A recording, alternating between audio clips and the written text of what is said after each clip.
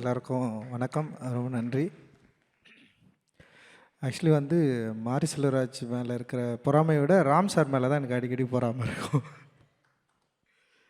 ஏன்னா ஒரு சினிமா பண்ணணுன்னு ஒரு அசிஸ்டன்ட் ரைட்டராக நம்ம தேடுறப்போ நம்ம மீட் பண்ணுற ஆளுங்கிட்ட எப்படியாவது நம்மளை பற்றி வெளிப்படையாக பேசிட முடியுமா, இல்லை இங்கே இருக்கிற சினிமா சூழலை வெளிப்படையாக நம்மளால் ஒரு டிஸ்கஷன் பண்ண முடியுமா, இது வரைக்கும் இருக்கிற தமிழ் சினிமா சூழல் என்ன மாதிரியான படம் எடுத்துகிட்ருக்கு, யாரை பற்றி எடுத்துகிட்ருக்கு, இதில் நான் எங்கே இருக்கிறேன் அப்படின்றத நம்ம ஒரு சினிமா பர்சன்கிட்ட, சினிமா டைரக்டர்கிட்ட, இல்லை தயாரிப்பாளர்கள்கிட்ட நம்மளால் பேசிட முடியுமா அப்படின்ற பல கேள்விகள் இருக்குது.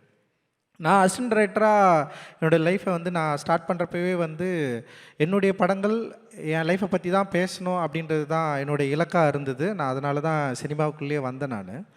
பட் ஆனால் சினிமாவுக்குள்ளே நான் அந்த என்ன சொல்கிறது, இந்த ரீடிங், அப்புறம் சிறுபத்திரிக்கை படிக்கிறது, இல்லை இங்கே இருக்கிற மாஸ்டர்ஸை பற்றி பேசுகிறது, ஆல்ரெடி படம் பண்ண மாஸ்டர்ஸை பற்றி பேசுகிறது, ஒரு சென்சிட்டிவான இல்லை ஒரு ஃபிலிம் மேக்கிங்கை பற்றி டிஸ்கஸ் பண்ணுறது அப்படின்ற ஒரு ஏரியாவே தேடி தேடி கண்டுபிடிக்க வேண்டிய இடமா தான் இருந்தது. ஆக்சுவலி அப்படியே என்னென்னா ஒரு காமனாக இல்லை வேர்ல்டு சினிமா பற்றி பயங்கரமாக பேசலாம். இங்கே இருக்கிறவங்க நிறைய பேசுவாங்க, அந்த சினிமா பாரடைஸை பற்றியோ இல்லை லைஃப் இஸ் பியூட்டிஃபுல் பற்றியோ இல்லை எல்லாத்தையும் பற்றி நம்ம பயங்கரமாக பேசலாம், சிலாகிக்கலாம்.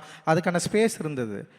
லிட்ரேச்சரில் கூட தலித் சினிமாவை பற்றி டிஸ்கஸ் பண்ணுறதுக்கு ஒரு ஸ்பேஸ் இருந்தது ஆக்சுவலி. ஆனால் தமிழ் சினிமாவில் இருக்கிறவங்க கிட்ட அந்த ஸ்பேஸ் இருந்ததான்னா டெஃபினட்டாக இல்லை அப்படின்னு தான் நினைக்கிறேன். ஏன்னா அப்படி பேசுகிறதே இங்கே அது எப்படி இருந்ததுன்னு எனக்கு தெரியல. எனக்கு ஒரு அனுபவமும் இல்லை. நான் ஒர்க் பண்ண இடத்துலையும் சரி, நான் கடந்த இடத்துலையும் சரி, நான் ஒரு ஃபஸ்ட்டு படம் பண்ணி முடிக்கிற வரைக்குமே எனக்கு யாரையும் நான் அப்படி கண்டுபிடிக்கவும் இல்லை, யாரையும் நான் பார்க்கவும் இல்லை ஆக்சுவலி. அப்போ என்னுடைய திரைப்படங்களில் நான் ஃபஸ்ட்டு ஒரு ஸ்கிரிப்ட் எழுதி முடிச்சுட்டு அதில் அம்பேத்கர் ஜெயந்தி, அம்பேத்கர் விழாவை கொண்டாடுவதை பற்றி ஒரு எழுதியிருந்தேன். அதை எழுதி நான் ஸ்கிரிப்ட் சப்மிட் பண்ணுறப்போ அந்த பேஜ் மட்டும் கிழிச்சிட்டு கொடுங்க, ஏன்னா இங்கே இருக்கிற தயாரிப்பாளர்கள் அதை விரும்ப மாட்டாங்கன்னு சொன்னாங்க. ஸோ அதனாலேயே நான் என்ன பண்ணேன்னா, எந்த தயாரிப்பாளரையும் நோக்கி நான் போகவே இல்லை. அதாவது பாப்புலராக இருக்கிற தயாரிப்பாளர்கிட்ட நான் போகவே இல்லை, பாப்புலரான ஹீரோ கிட்ட நான் போகவே இல்லை. ஃபஸ்ட்டு நான் போகணும்னு நினச்ச ஒரே ஹீரோ தனுஷ் தான். ஆனாலுமே எனக்கு என்னென்னா நான் போயிட்டு தனுஷ்கிட்ட போயிட்டு அவர்கிட்ட நான் இப்படி ஒரு கதை சொல்ல போகிறேன், நான் இப்படி ஒரு கதை வச்சுருக்கேன், நான் இங்கேருந்து வந்திருக்கிறேன், ஸோ இந்த மாதிரி ஒரு கதை சொல்ல போகிறேன் நான் சொல்கிறதுக்கு கூட எனக்கு தைரியமே கிடையாது. ஏன்னா இங்கே ப்ராக்டிஸே இல்லை, மாடலே இல்லை. சரி, இதை எப்படி ஹேண்டில் பண்ணுறதுன்னு எனக்கு தெரியல. அதனால் நான் என்ன சொன்னேன்னா, நான் என்ன நினச்சேன்னா, புது ப்ரொடியூசர்களை நோக்கி நகர்ந்தேன். யார் படமே பண்ணாத ஆட்கள் கிட்ட போயிட்டு நம்ம பேசலாம், படமே பண்ணாத ஆட்களை நம்ம மீட் பண்ணலாம். ஸோ அப்படி ட்ரை பண்ணி தான் நான் ஒரு ப்ரொடியூசரை கண்டுபிடிச்சேன். அதுக்கு முன்னாடி நிறைய பேர் நான் மீட் பண்ணேன், நிறைய பேர்கிட்ட பேசினேன், நிறைய பேர் கதை கேட்டாங்க, சில பேர் இதை புரிஞ்சுக்கிட்டாங்க. நிறைய இடங்களை நான் மறைச்சி தான் நான் சொல்ல வேண்டியதாக இருந்தது. ஆனால் என்னோடய திரைப்படம் எடுக்கிறப்போ நான் இதை நான் மறைக்காமல் நான் யாருன்றது சொல்லணும் அப்படின்றது ஒரு பெரிய வாண்டிங் எனக்குள்ளே இருந்தது. ஸோ நான் அப்படி தான் என்னுடைய திரைப்பயணத்தை நான் ஆரம்பித்தேன். ஆனால் ராம் சார் மாதிரி ஒரு டிரெக்டரு, அவர்கிட்ட நான் ஒர்க் பண்ணியிருந்தேன்னா ஒரு வேளை இன்னும் பயங்கரமாக என்னுடைய பாலிட்டிக்ஸை இன்னும் வெளிப்படையாக ஃபர்ஸ்ட் படத்துலேயே பயங்கரமாக பேசுறதுக்கான ஒரு வாய்ப்பு எனக்கு கிடச்சிருக்கோம் அப்படின்னு நான் நினைக்கிறேன். அதை உண்டாக்கி கொடுத்த உங்களுக்கு, மாரி செல்வராஜுக்கு உண்டாக்கி கொடுத்த உங்களுக்கு, மாரி செல்வராஜுக்கு மட்டும் இல்லை, உங்கள் கிட்ட இருக்கிற ஒர்க் பண்ணுற எல்லா அசிஸ்டன்ட் டைரக்டருக்கும் உண்டாக்கி நீங்கள் கொடுத்துருக்குறீங்க. அண்ட் ரொம்ப ரொம்ப சந்தோஷம். ஏன்னா ரொம்ப சாதாரண விஷயம் கிடையாது. ஒரு டிரெக்டர் தான் கிட்ட இருக்கிற பசங்களை படிக்க வைக்க, படிப்பு நோக்கி நகர்த்துறது, அண்ட் படிப்பு மட்டும் இல்லாமல் நிறைய சாகச வேலையை செய்ய வச்சிருக்கிறீங்க அவனை. அவன் நிறைய சொல்லியிருக்கான், அந்த தமிழ் தேசிய இயக்கம் அதுக்குள்ளே பூந்து பாம்பு அடிச்சுது அப்படி இல்லை, அது ஒரு கதைன்னு வச்சுக்கலாம். ஸோ ரொம்ப சந்தோஷமாக இருந்தது. ஒரு வயலண்ட்டாக, அதாவது என்னென்னா ஒரு சொசைட்டிக்காக ஒரு புஷ் பண்ணி நீங்கள் போங்கடா, இறங்குடா, நில்லுங்கடான்றது இருக்குல்ல. ஸோ அண்ட் அவர் தான் ஃபஸ்ட்டு மாரி என்கிட்ட அனுப்பிச்சார். ஏன்னா மாரி என்கிட்ட வரதுக்கு முன்னாடி மெட்ராஸ் படத்து மேலே அவனுக்கு ஒரு டிஃப்ரெண்ட் ஒப்பீனியன் இருந்தது. அந்த மாரி கேரக்டர், அதில் ஒரு மாரி கேரக்டர், அவனை எதுக்கு நீங்கள் அப்படி பண்ணீங்க, ஏன்னா தலித் கேரக்டரே இங்கே பண்ணுறதே இல்லை, நீங்கள் ஒரு மாறின்ற கேரக்டர் அப்படி பண்ணியிருக்க வேண்டிய அவசியம் இல்லைன்னு சொல்லிட்டு அவனுக்கு டிஃப்ரெண்ட் ஒப்பீனியன் இருக்குன்னு அப்படி தான் அவர் பேசவே அனுப்பிச்சார். எனக்கு நல்லா தெரியும், ஞாபகம் இருக்குது. ஸோ அப்படி தான் மாரி செல்வராஜை நான் பார்த்தேன். மாரி செல்வராஜும் நானும் மீட் பண்ணேன். மாரி செல்வராஜ் சொன்ன கதை எனக்கு ரொம்ப பிடிச்சிருந்தது. அப்படி தான் நான் ஆரம்பித்தேன். ஸோ நான் என்ன சொல்ல வரேன்னா, ஏன் இந்த ஸ்பேஸ் ரொம்ப முக்கியமாக இருக்குது, ஏன் நம்ம இந்த சினிமாக்களில் இதை பேசியே ஆகணும், இதை பேச வேண்டிய தேவை என்ன இருக்குது அப்படின்றத வந்து கடந்த ஒரு 10-12 ஆண்டுகளாக நம்ம வந்து தொடர்ந்து இதை வந்து பேசிகிட்டே இருக்கிறோம், ஃபைட் பண்ணிட்டே இருக்கிறோம். ஆனால் இது வரைக்கும் அதுக்கான நியாயம் கிடைச்சதா, இல்லை இதை பேசுறது சரிதான் அப்படின்னு எல்லாரும் ஒத்துக்கிட்டாங்களா, ஏன் இந்த சினிமாவில் நீங்கள் வந்து பேசி தான் ஆகணுமா, ஏன் பேசுகிறீங்க அப்படியெல்லாம் ஒன்றும் அவசியம் இல்லை. எப்பெல்லாம் வாய்ப்பு கிடைக்கிறப்பெல்லாம் ட்ரோல் பண்ணுறதுக்கான நிறைய விஷயங்கள் வந்து இங்கே இருக்கிற ரசிகர்களும் இங்கே இருக்கிற தமிழ் சினிமாவில் இருக்கிற ஆட்களும் வந்து நிறைய பேர் உருவாக்கி கொடுத்துட்டே இருக்கிறாங்க. அதை வந்து இங்கே பாப்புலராக விவாதிக்கிற இடத்துலையும் வந்து ரொம்ப புகழ்பெற்றிருக்கு. எப்படி வந்து எங்களுடைய திரைப்படங்கள் வந்து இங்கே கொண்டாடப்படுதோ அதே அளவு மிக மோசமாக விமர்சிக்கப்படுகிறது, மிக மோசமான வார்த்தைகளை கொண்டு ட்ரோல் பண்ணவும் படுது. ஆனால் இதுக்காகலாம் நம்ம பயந்துருவோம்னா பயப்பட சின்ன வயசுலேருந்து 1008 பிரச்சனையை பார்த்து பார்த்து பார்த்து வளர்ந்து வந்து நிற்கிறேன்னா இதெல்லாம் சாதாரணமான விஷயம் எங்களுக்கு. நான் தான் சொல்கிறேன். நான் மாரி செல்வராஜ் மாதிரிலாம் எனக்கு தைரியம்லாம் கிடையாது. மாரி செல்வராஜ் அவனோட பெயின் அவனால் சொல்ல முடியுது, நான்லாம் சொல்லவே முடியாது. என்னால் எனக்கு சொல்கிற தைரியமும் கிடையாது. ஏன்னா வந்து நான் ஃபஸ்ட்டு முடிவு பண்ணதே வந்து என் பெயினை நான் சொல்லக்கூடாது. என்னுடைய இந்த சமூகம் எனக்கு உருவாக்கி கொடுத்த இறுக்கத்தை, இந்த சமூகம் என் மேல் சுமத்திய அந்த சுமையை வந்து நான் வேறு யார் மேலேயும் சுமத்திடக்கூடாதுன்னு சொல்லிட்டு நான் வந்து தப்பிச்சு அப்படியே ஓடுவேன். ஏன்னா எனக்கு அது பயம், எனக்கு ரொம்ப பயம் எனக்கு. ஏன்னா எங்கள் அப்பா அம்மா பேசுகிற சீன் எடுத்தாலே நான் பயங்கர எமோஷனல் ஆகிடுவேன். என் அப்பாவும் அம்மாவும் உட்காந்து ஒரு சீனை வந்து அந்த மாதிரி ஒரு சீனை நான் எழுதிட்டேன். லைக் அட்டகத்தி படம் எடுத்துகிட்டு ஒரே ஒரு சீன் எடுத்ததுக்காக தான் நான் பயங்கர சந்தோஷப்பட்டேன். அது என்னென்னா எங்கள் அப்பாவுக்கு வந்து எங்கள் அம்மா ஊட்டுவாங்க. அதில் அவருக்கு அப்பாவுக்கு வந்து அம்மா வந்து ஊட்டுவாங்க சாப்பாடு வந்து அப்பா அவர் குடிச்சிட்டு வந்து கத்திட்டே இருப்பார். அம்மா உட்கார வச்சு வந்து அப்படியே சாப்பாட்டை கலக்கி வந்து வாயில் ஊட்டுவாங்க. அப்போ பின்னாடி ஒரு பையன் என்ன பண்ணுவான்னா படிச்சுன்னு இருப்பான். அவன் கத்துவான், நான் படிச்சுட்டு இருக்கிறேன், நீங்கன்னா வந்து 2 பேரும் என்ன பண்ணுறீங்கன்னு. அப்போ அம்மா வந்து அவன் பையனை திட்டுவாங்க, ஆட்டனா நீ படித்தவொடனே கீழ்க்க வேணா அப்படின்னு சொன்னோடனே வந்து உடனே அப்பா வந்து அம்மாவை அடிக்க போவார். அதாவது பையன் படிக்கிறான், அவனை எதுவும் சொல்லக்கூடாது, பச்சாதான் கடவுள்ன்னுவார். எங்கள் அப்பா அடிக்கடி அந்த டைலாக் என்கிட்ட சொல்லுவார். ஸோ அந்த சீனை எடுத்ததுக்காக நான் போய்ட்டு உட்காந்து அழுதுனேன் நான். ஏன்னா வீட்டில் நடக்கிற ஒரு எமோஷ்னலாக ஒரு சின்ன விஷயம் அதை எடுக்கிறதுக்கே என்னால் வந்து முடியாது. ஆனால் மாரி செல்வராஜ் வந்து அவனுடைய ஃபர்ஸ்ட் படத்தில் வந்து ரொம்ப பெயினான ஒரு படத்தை எடுத்துட்டான். நான் கேட்டேன், டே இவ்வளோ பெயினாக ஒரு படம் எடுக்கிறியே, ஓகேவாடா, உன்னை சுற்றி இருக்கிறவங்களாம் அவங்க என்னடா சொல்ல போகிறாங்க அப்படின்னு நான் கேட்டேன் நான். பட் ஆனால் வந்து அவனுக்கு அதை எடுத்து காட்டுறதில்ல, எடுத்து பார்க்குறதில்ல, அதை வந்து மக்கள்கிட்ட வந்து ப்ரெசென்ட் பண்ணுறதில்ல. அவனுக்கு ஒரு பெரிய ஒரு வேட்கை இருக்குது. அந்த வேட்கையுடைய ஒரு தொடர்ச்சியாக தான் அவனுடைய படங்களை நான் பார்க்குறேன், அவனோட ஒர்க் ஆஃப் ஆர்ட்டை நான் பார்க்குறேன். அண்ட் வந்து மாரி செல்வராஜுக்கு இருக்கிற பெரிய பலமே கதை சொல்கிறது தான் நான் நினைக்கிறேன். ஒரு கதையை எவ்வளோ எளிமையாக சொல்ல முடியும் அப்படின்றது தான். இப்போ நான் கூட பேசுகிறப்ப கூட நான் ரொம்ப படபடப்பாக அப்படியே பேசிடுவேன். என்னால் வந்து ஒரு விஷயத்தை வந்து சொல்லி புரிய வைக்க கூட முடியாது. ஆனால் மாரி செல்வராஜ் ரொம்ப நிதானமாக அவனுடைய மொழியை ரொம்ப நிதானப்படுத்தி ஒரு கதையை வந்து சொல்லி அது மக்கள்கிட்ட கொண்டு போய் சேர்த்து அது வந்து ஒரு ஜனரஞ்சகமான ஒரு மக்கள்கிட்டையும் வந்து அதை பேசுபொருளாக ஆக்குற வல்லமை வந்து மாரியோட மொழியில் இருக்கிறத நான் வந்து உண்மையிலே பிரமிப்பாக பார்க்குறேன். அது வந்து அது ஒரு சாய்ஸ் தான் நான் நினைக்கிறேன். அவனுக்கு வந்து பல விதமாக இருக்கும். ஆனால் ஒரு சாய்ஸை அவன் தேர்ந்தெடுத்திருக்கான். இந்த மொழியை நம்ம இப்படி தான் சொல்லணும், இந்த மாதிரி சொன்னால் மக்கள் வந்து இதை வந்து அக்செப்ட் பண்ண முடியும் அப்படின்ற மாதிரி அவன் வந்து டிசைட் பண்ணி ஒரு லாங்குவேஜை டிசைட் பண்ணி சொல்ல ட்ரை பண்ணுறான். அப்படி தான் நான் அவனுடைய திரைப்படங்களை பார்க்குறேன். பரியரும் பெருமாளாக இருக்கட்டும், கர்ணனாக இருக்கட்டும், அப்புறம் வந்து மாமன்னன், இப்போ பண்ணிகிட்டு இருக்கிற வந்து இப்போ வாழை, அண்ட் வந்து பைசன் முதல் கொண்டு வந்து அவனுடைய லாங்குவேஜை ஒவ்வொரு படத்துலையும் வந்து கொஞ்சம் கொஞ்சமாக அப்படியே உயர்த்திட்டு வந்து அப்படியே மாறி மாறி வந்து ஒரு இடத்துல வந்து நிற்கிறான் அப்படின்னு தான் எனக்கு வந்து தோணுது.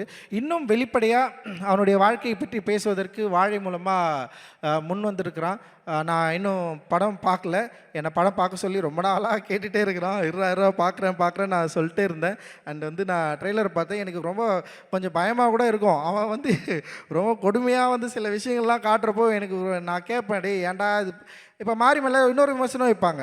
இப்போ அவன் பெயினை காட்டுறப்போ கைத்தட்டி கொண்டாடுற கூட்டம், அவன் வந்து கர்ணனாக நின்று சண்டை செய்கிறப்போ வந்து அவன் பயங்கரமாக ஒரு வயலன்ஸை வந்து க்ளோரிஃபை பண்ணுறான். மோசமாக இல்லை, இன்னும் நான் என்ன தான் எடுக்கணும், எப்படி தான் எடுக்கணும், எனக்கு டீச் பண்ணிட்டே இருப்பியா நீ, எனக்கு தொடர்ந்து கிளாஸ் எடுத்துகிட்டே இருப்பியா, நீ இப்படி பேசு, நீ இப்படி நில்லு, நீ இந்த பக்கம் அப்படி போ, நீ இப்படி எங்களுக்கு சொல்லி காட்டு, எங்களுக்கு புரியவே இல்லை எனக்கு. அப்போ ஒரு மொழியை ஒரு திரைப்படத்தை எப்படி சொல்லணுன்றத அவன் முடிவு பண்ணுறான். ஒரு படைப்பாளனா அவன் முடிவு பண்ணுறான். அப்போ ஒரு படைப்பாளன் முடிவு பண்ணுறப்போ மிகப்பெரிய ஒரு கொடூரத்தை நீங்கள் நிகழ்த்துறீங்க. என்ன நிகழ்த்துறீங்கன்னா வந்து பரியரும் பெருமாள் தான் நல்ல படம், கர்ணன் அவரை மாமன்னன்லாம் என்ன மொக்க படமா எனக்கு தெரில. எனக்கு பரியரும் பெருமாள் ரொம்ப சூப்பரான படம். அதுக்கப்புறம் எனக்கு வாழை தான் பிடிக்கும். ஏன் அப்போ கர்ணன் ஏன் உனக்கு பிடிக்கல? ஏன்னா அவன் திருப்பி அடிக்கிறான். திருப்பி அடித்தா அவனுக்கு பிடிக்காதா? ஏன் திருப்பி அடிக்கிறான்? என்ன பிரச்சனை அங்கே நடந்துட்டுருக்கு? ஏன் அவன் வாய்ஸ் வந்து ரைஸ் பண்ணுறான்? ஏன் வந்து அந்த ரைஸ் பண்ணுறதுக்கான சூழலை இந்த சமூகம் வந்து அவனுக்கு உருவாக்கி கொடுத்துருக்கு? இந்த கேள்வியை நீ உன்கிட்ட எப்போ கேட்டுக்க போகிற? ஸோ அந்த கேள்விக்கான பதிலை நீ தேடாமலே வந்து உனக்கு ரொம்ப ப்ரிவிலேஜாக, ரொம்ப சொஃபஸ்டிகேட்டடாக உன்னை வந்து துன்புறுத்தாமல் உன் நெஞ்சை அப்படியே வருடி, ஓகே நீ வந்து என்னை இப்படி கொடுமைப்படுத்திருக்கிற, அதனால் நான் இவ்வளோ கவலைப்படுறேன் அப்படின்றத நான் வந்து உனக்கு சொல்கிறது மூலமாக நீ ஓகே சூப்பர்ப்பா, இது நல்லா இருக்குப்பா அப்படின்ற ஒரு கம்ஃபர்ட் ஜோன்லேயே நான் படம் எடுக்கணுமா அப்படின்றது தான் இங்கே ரொம்ப முக்கியமான கேள்வியாக இருக்குது. அந்த கம்ஃபர்ட் ஜோனை உடச்சி தான் அவன் கர்ணன் எடுத்தான், அந்த கம்ஃபர்ட் ஜோனை உடச்சி தான் அவன் மாமன்னன் எடுத்தான். இப்போ திரும்பவும் வாழை எடுக்கிறது கூட அவனோட கம்ஃபர்ட்டில் தான் எடுக்கிறான். உங்களுக்காகவோ இல்லை வந்து நீங்கள் வந்து திரும்பவும் வந்து இந்த படத்தை வந்து பயங்கரமாக பரியேறும் பெருமாள் மாதிரி இந்த படம் இருக்குது அப்படின்னு பாராட்டுறதுக்காகவோ எடுத்ததாக நான் நினைக்கல. அவனுடைய விருப்பத்தின் அடிப்படையில், அவனுடைய எண்ணத்தின் அடிப்படையில், அவனுடைய ஒர்க் ஆஃப் ஆர்ட் வந்து அவனை உந்துது இந்த காலகட்டத்தில், இந்த சூழலில் இந்த படத்தை நீ எடுக்கணும்னு சொல்லிட்டு. இப்போ எப்படி பாலுமகேந்திரா சாருக்கு வந்து ஒரு அழியாத கோலங்கள் எப்படி இருந்ததோ, அது கிட்டத்தட்ட வந்து ஒரு ஒரு என்ன சொல்கிறது, ஒரு பயோகிராஃபி, ஒரு ஆட்டோபயோகிராஃபியோடு இருக்கலாம் அப்படின்ற மாதிரி என்னுடைய யோசனையாக இருக்காது. ஸோ அந்த மாதிரி வந்து வாழையாக இருக்கலாம். என்னை பொறுத்த வரைக்கும் மாரி செல்வராஜர் எல்லா படமும் ஆட்டோபயோகிராஃபி தான். என் படம் எல்லா படமும் ஆட்டோபயோகிராஃபி தான். அட்டகத்திலிருந்து என்னுடைய வாழ்க்கையை நான் திரைப்படமாக எடுத்துகிட்டே இருக்கிறேன். என் அப்பாவது எடுத்தேன், தாத்தாவது எடுத்தேன், இதுக்கு முன்னாடி எடுத்தேன், அதில் எல்லாமே என்னுடைய ரூட் இருக்குது. ஸோ அப்படி தான் நான் இதை நினைக்கிறேன். ஸோ இந்த படம் வந்து அந்த அளவில் மக்கள்கிட்ட வந்து ஒரு பெரிய வரவேற்பை பெறும்னு நான் நினைக்கிறேன். ஆனால் மாரி செல்வராஜ் இருக்கிற மாதிரி வேறு லெவலில் எல்லா டைரக்டருக்கும் படம் காட்டி வேறு வழியில் நீங்கள் இதை பேசி தான் ஆகணும்னு சொல்லிட்டு பேச வச்சு லைக் ரொம்ப ரொம்ப ஆச்சரியமாக இருக்குது. எனக்கு ரொம்ப கூச்சமாக இருக்கும் யாருக்காவது மெசேஜ் பண்ணி கேட்குறது கூட வந்து அவங்க ஏதாவது நம்ம படம் பார்த்துட்டு நல்லா இருக்கா நல்லா இல்லையா அட்லீஸ்ட் வந்து ஒரு விமர்சனம் சொல்லுவாங்க கூட நம்மளாம் எதிர்பார்த்துருக்கேன். நான் ஒரு அட்டகத்தி படத்துக்கு அப்புறம் வந்து நான் இவ்வளோ படம் எடுத்துருக்கேன்னு வச்சுங்களேன், ஒரு சின்னதாக வந்து நம்ம படம் நமக்கு பிடிச்ச இயக்குனர்கள் கூட சொல்கிறேன், ஒரு சின்னதாக ஒரு நல்லா இல்லைன்னு கூட சொல்லிட்டோம், எனக்கு பிரச்சனையே இல்லை, எப்பா இந்த படம் எடுத்துருக்கப்பா எனக்கு பிடிக்கலப்பா நீ இப்படி பண்ணியிருக்கலாம்ப்பா அப்படின்னு ஒரு சின்ன டிஸ்கஷன் கூட இங்கே யாரும் அவ்வளோ ஈஸியாக வந்து இங்கே தயாராக இல்லை. ஆனால் தம்பி என்ன பண்ணிட்டான்னா எல்லா டைரக்டருக்கும் வலிச்சு படத்தை போட்டு நீங்கள் இந்த படத்துக்கு வந்து கருத்து சொல்லியே ஆகணும்னு சொல்ல வச்சு அண்டு வந்து ரொம்ப சந்தோஷமாக இருக்குடா இதை பார்க்குறதுக்கு. ஏன்னா படைப்பை பார்க்க வேண்டிய தேவை இருக்குது. ஏன்னா இங்கே வந்து ரொம்ப ஈஸியாக இருக்குல்ல, ஒரு படம் இந்த படம் பார்க்கலாம் இல்லை பார்க்க வேணான்றது வந்து ஸ்கிப் பண்ணுறதுக்கு ரொம்ப ஈஸியான ஒரு சாய்ஸை நம்ம வந்து இங்கே இருக்கிற காலநிலை, இந்த சூழல், அப்புறம் அவங்களுடைய ஒர்க் ப்ரெஷர் வந்து உருவாக்கி வச்சுருக்கு. ஸோ அது என்ன ஆகுதுன்னா வந்து விமர்சன மதிப்பீட்டில் வந்து ஒரு ஒர்க்கை வந்து வேல்யூ பண்ணாமல் ஒரு ஒர்க்கை பார்க்காமலே வந்து அதை வந்து இல்லை நான் பார்க்கல அப்படின்னு சொல்லிட்டு ஒதுங்கி போகிறது இருக்குல்ல. ஸோ அது இங்கே நடக்குது. நான் இல்லைன்னு சொல்ல, எல்லா படங்களும் எல்லா டைரக்டரும் அப்படின்னு நான் சொல்லலை, சில பேரை வந்து நம்ம விரும்புகிற ஆட்கள் அப்படி இருக்கிறத நம்ம வந்து பார்க்க முடியுது. ஸோ அது எனக்கு சில டைம் வந்து கொஞ்சம் யோசனையாக இருக்கும். ஆனால் இந்த படத்தை வந்து அவன் என்ன பண்ணுறான்னா, அதாவது தத்துவங்கள் பால் ரைட்டு தப்பு அப்படின்லாம் இல்லை, இங்கே ரைட்டு லெஃப்ட்டு அது மாதிரி எதுவுமே இல்லாமல் எல்லா டைரக்டர்கிட்டையும் காட்டி இந்த படத்தை வந்து அவங்களுக்கு என்ன உணர்வை உருவாக்கி கொடுத்துருக்கு அப்படின்றத வந்து அவன் காட்டினது, அவங்க பார்க்க வச்சது அப்படின்றது ரொம்ப முக்கியமானது. பார்க்கணும், படத்தை பார்க்கலன்னா இந்த லைஃப் என்னன்றதே வந்து எல்லோருக்கும் தெரியாமல் போகும்ல. நிறைய பேர் வந்து நம்ம வந்து படம் பார்க்குறதே இல்லை அப்படின்றது தான் இங்கே ஒரு பிரச்சனையாக இருக்குது. ரொம்ப சொல்ல வேணாம்னு நினைக்கிறேன், சரி ஓகே விட்டுருங்க. ஏன்னா ஒரு டைரக்டர் தான் ரொம்ப பிடிக்கும், ரொம்ப நாளாக பாருங்க அவர் என்ன பண்ணுறாருன்னா படம் பார்த்துட்டாரு, ஆனால் நான் உன் படம் பார்த்துட்டேன்னு கூட சொல்ல மாட்டேன்றாரு அவர். ஆனால் அவர் ஏன்னா எனக்கு நல்லா தெரியுது, எனக்கு அவங்க கூட படம் பார்த்தவங்களே என்கிட்ட சொல்கிறாங்க. பட் ஆனால் அந்த டைரக்டரையே உட்கார பார்க்க வச்சு அவர் ஒன்று பார்த்து எடுத்து போட்டிருக்கான், சமமாட்டுறது. ஸோ இது மாதிரியெல்லாம் நிறைய வேலைகளை வந்து பண்ணியிருக்கிறான். உண்மையே இல்லை, இது வந்து நான் விமர்சனத்துக்காக கேலி கிண்டலுக்காக இல்லைடா, ரொம்ப சந்தோஷமாக சொல்கிறேன். நம்முடைய படைப்பை பார்க்க வேண்டிய தேவை இருக்குது. அந்த படைப்பை இப்போ வந்து என்னென்னா ஆடியன்ஸ் பார்க்குறாங்க இல்லைன்றது வந்து அவங்களுடைய சாய்ஸாக இருக்குது. ஸோ ஆனால் வந்து நம்முடைய என்ன சொல்கிறது, ஒரு ஒர்க் ஆஃப் ஆர்ட்டை இங்கே நிகழ்த்துறப்போ இங்கே ஒர்க் ஸ்பேஸில் இருக்கிற ஆர்டிஸ்ட்டுங்க இந்த படத்தை பார்த்து அவங்களுக்கு இது என்ன மாதிரியான யோசனைகளை விளைவுகளை உருவாக்குது அப்படின்றத வந்து அவங்க ஷேர் பண்ணுறது மூலமாக இது டெஃபினட்டாக இது வந்து நெக்ஸ்ட் லெவலுக்கு போகும். இந்த ஷேரிங் வந்து ரொம்ப ரொம்ப முக்கியமானதாக நான் வந்து பார்க்குறேன். அந்த வகையில் வந்து நிறைய பேர் வந்து அவங்களுடைய வித்தியாசமான உணர்வுகளை வந்து வெளிப்படுத்தினாங்க. குறிப்பாக அழகம்பெருமாள் வந்து பயங்கர எமோஷ்னலாக பேசினார். ரொம்ப அவர் அந்த மொழியில் அவர் இந்த படத்தை வந்து கனெக்ட் பண்ணிக்கிற விதத்தை வந்து அவர் வந்து பேசினது வந்து நான் பயங்கரமாக மூவ் ஆனேன். அண்ட் டெஃபினட்டாக வந்து அதே மாதிரி மக்களுக்கும் வந்து இந்த படம் வந்து ஒரு பெரிய ஒரு மகிழ்ச்சியையும் ஒரு கொண்டாட்டத்தையும் இதே பெயினையும் வந்து கொடுக்கும் அப்படின்னு வந்து நான் ரொம்ப சாலிடாக வந்து நம்புகிறேன். அண்ட் இந்த படத்தில் நடிச்சிருக்கிற எல்லாருக்குமே என்னுடைய வாழ்த்துக்கள். குறிப்பாக கலையரசனுக்கு வேறு நிறைய பாராட்டுகள்லாம் இங்கே வந்து கிடச்சிது. And thank you. கலையரசன் ஜெயிக்கிறதா இல்லை கலையரசன் வந்து நல்லா நடிச்சிருக்கிறான்னு எனக்கு கேட்டாலே ரொம்ப சந்தோஷமாயிடும். அண்டு தேங்க்ஸ் கலை, நீ வந்து பயங்கரமாக நிறைய பேர்கிட்ட நல்ல பேர் வாங்கணும் அப்படின்றது வந்து என்னுடைய விருப்பம். அண்ட் ஹாட் ஸ்டாருக்கு வந்து என்னுடைய பெரிய மகிழ்ச்சி. அண்ட் நரேன் கூடவே இருந்திருக்காரு நான் கேள்விப்பட்டேன். அண்ட் வந்து பிரதீப்க்கு ரொம்ப நன்றி. அண்ட் எல்லாருக்குமே வந்து மிகப்பெரிய நன்றி அண்ட் மகிழ்ச்சி. அண்ட் ராம் சாருக்கு என்னுடைய மிகப்பெரிய நன்றிகள் சார். நவி ப்ரொடக்ஷன்